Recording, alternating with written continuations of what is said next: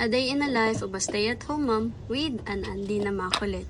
So for today, magsisimula muna akong magtimpla ng aking Milo para mainitan ang aking sikmura. Ito talaga yung usual routine ko everyday kahit hindi ako mag-video.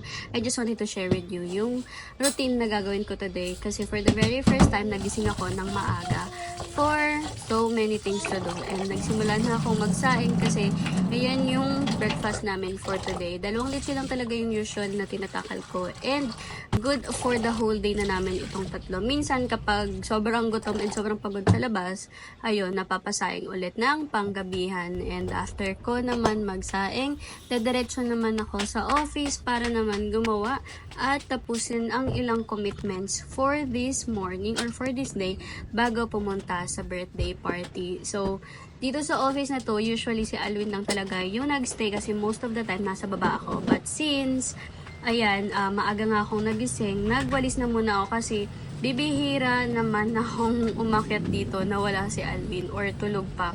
So, I took the chance to clean this place, this room, para naman kahit paano hindi ganon kakalat. And yes, may sinampay pa kasi sobrang ulan dito sa daet. Ewan ko ba, ngayon lang uminit. And nung nagising ako ng maaga, I took the chance na magpasikat na sa araw, ayan, masikatan man lang ng araw kahit papano while doing orders. Actually, 2 yung itinapos ko dito. Yung pinasuyo ni Mamsi at yung pinasuyo ni Ate Arlene. So, after namin ng errand, after ko gumawa ng orders, pumunta muna kami dito sa may Bagasbas para bumili ng isda at magkape. Yes, bumili kami ng kape dito. And ayan, share ko lang sa inyo na yung sasakyan namin is nabangga ng nagbabike. Kaya may onting scratches at may onting kupi siya dyan. So, tuloy ang araw kahit nagkaroon ng konting aberya. It's not a problem kasi may solution naman. And so, we would end this day by letting Andy enjoy the sea. Hindi naman swimming, but yeah, at least mahanginan man lang. Vitamin C, ganon.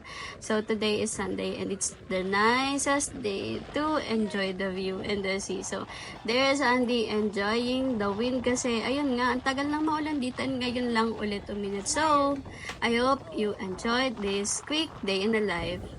Bye guys! See you on the next one.